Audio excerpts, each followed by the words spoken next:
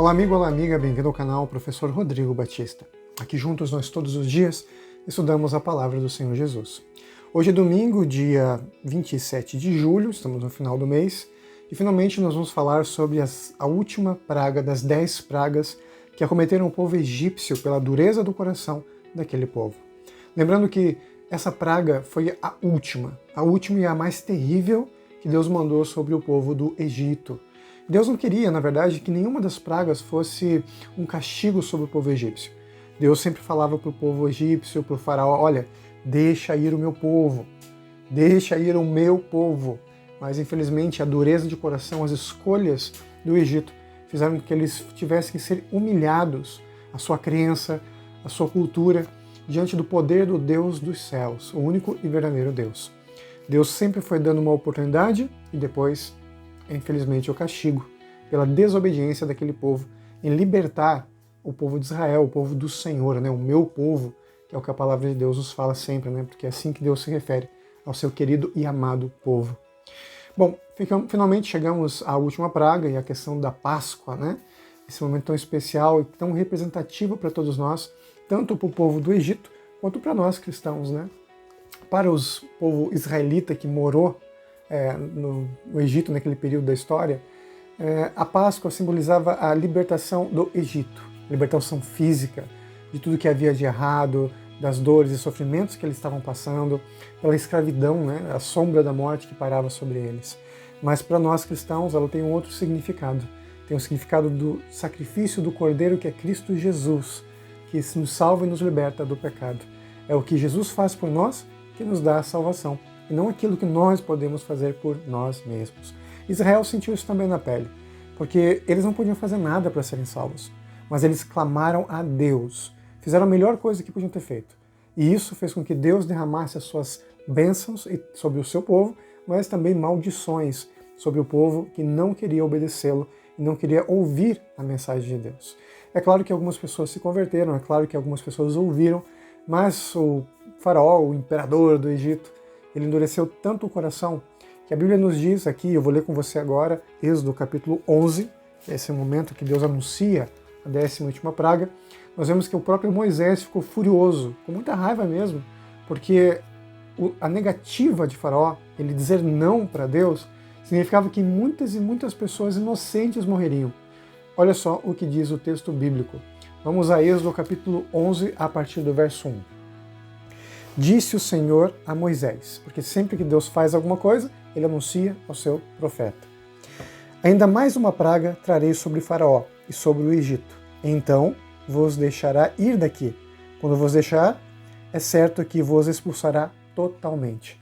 Deus já havia dito a Moisés, lá no comecinho, que cada uma das pragas não resolveria o problema, que infelizmente o coração do faraó se endureceria e ele não deixaria ir o povo de Deus. Deus não foi pego de surpresa, Moisés não foi pego de surpresa, mas finalmente nesse momento Deus fala para Moisés, olha, agora ele vai deixar vocês ir. Inclusive, inclusive ele vai expulsar vocês do Egito, né? Aqui diz o texto, e expulsará totalmente o povo de Israel.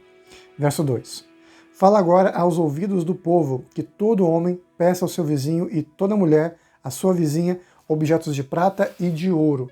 O povo de Israel deveria sair do Egito cheio de objetos de ouro, como paga pelo período em que eles foram escravos. Afinal de contas, escravo não ganha nada.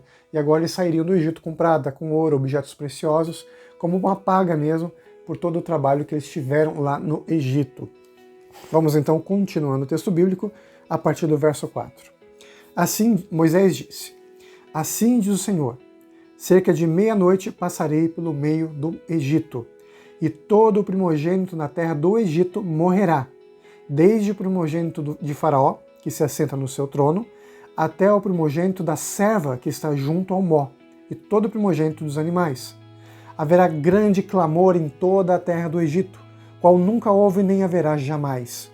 Porém, contra nenhum dos filhos de Israel, desde os homens até os animais, nem ainda um cão rosnará, para que saibais que o Senhor fez distinção entre os egípcios e os israelitas.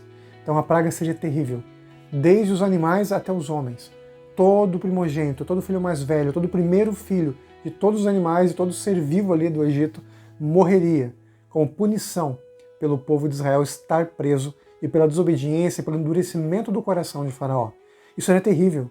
Aqui o texto bíblico nos fala que haveria grande clamor em toda a terra do Egito, qual nunca houve e nem haveria novamente, jamais. Era algo que Deus não desejava fazer, mas ele teria que fazer. Era a última cartada para poder libertar o povo de Israel. Era algo que Deus não desejava, mas ele teria que fazer, para que o povo do Senhor fosse liberto da escravidão. Então, verso 8, todos estes oficiais descerão a mim e se inclinarão perante mim, dizendo, sai tu e todo o povo que te segue, e depois disso sairei. E ardendo em ira, se retirou da presença de Faraó. Aqui diz então no verso 8 que Moisés ficou muito chateado. Ardendo em ira. É bom e interessante a gente lembrar que Moisés, ele mesmo coloca ali no texto bíblico que ele era considerado o homem mais manso da terra. Ele era calmo, ele era tranquilo. Não havia ninguém naquela região, naquele local, que fosse tão gente boa quanto o próprio Moisés. Só que ele ficou furioso, ardendo em ira, e pegou fogo no coração, porque a punição era grave demais, era terrível demais. E a culpa disso era do faraó, o rei do Egito, que endureceu o seu coração diante do Senhor, pecando contra o Espírito Santo, não deixando que o povo de Israel fosse liberto, e assim atraindo sobre o seu povo, pessoas que Deus ama também, maldições em vez de bênçãos. Terminamos então com o verso 9 e 10 que diz assim, então disse o Senhor a Moisés, Faraó não vos ouvirá, para que as minhas maravilhas se multipliquem na terra do Egito. Moisés e Arão fizeram todas essas maravilhas perante Faraó, mas o Senhor endureceu o coração de Faraó, que não permitiu saíssem da terra os filhos de Israel. Nós já vimos aí pelo contexto bíblico que, primeiramente, ele se endurece pela sua arrogância diante dos sinais de Deus. Depois é dito que Deus endureceu o coração, o que significa que ele pecou contra o Espírito Santo. A sua arrogância, o seu eu, não podia admitir que o Deus dos escravos fosse mais poderoso que os seus deuses e que ele mesmo, que era considerado um Deus vivo. Infelizmente isso acontece no Egito, infelizmente isso acontece hoje também quando a gente se nega a ouvir a mensagem de Deus.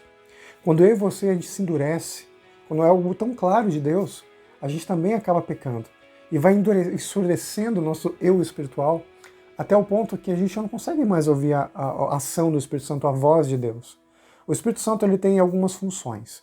Nos convencer do pecado, da justiça, do juízo. Ele é o nosso consolador. Aquele que está realmente no lugar de Jesus em nossas vidas. É para isso que ele está aqui. Essa é a sua função.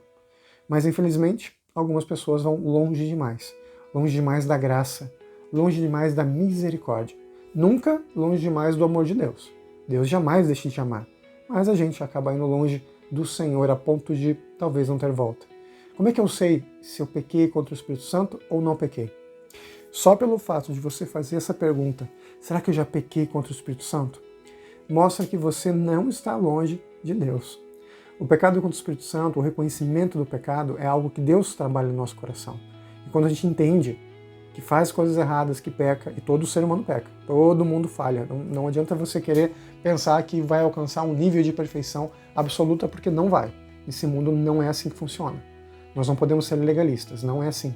Nós não somos salvos pelas obras e nunca seremos plenamente perfeitos. Mas a graça de Cristo nos cobre, nos dando a perfeição que nós precisamos. Jesus nos completa. Se você tem no coração esse desejo, isso mostra que o Espírito Santo ainda fala ao seu coração. Eu peço a você de coração aqui, do meu coração para o seu coração, não se endureça. Não deixe que a voz de Deus silencie na sua vida.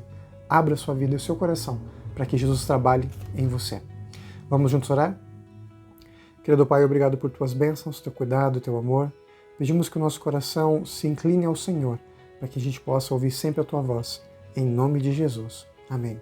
Nunca se esqueça, meu amigo e minha amiga, nessa vida é você e Deus. Eu te espero amanhã para nós continuarmos esse estudo sobre a Páscoa e a última praga, o clamor do Egito.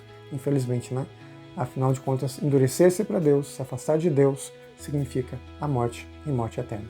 Mas estar com Jesus é vida e vida eterna. Fica com Deus, que em paz, te vejo amanhã. Tchau, tchau.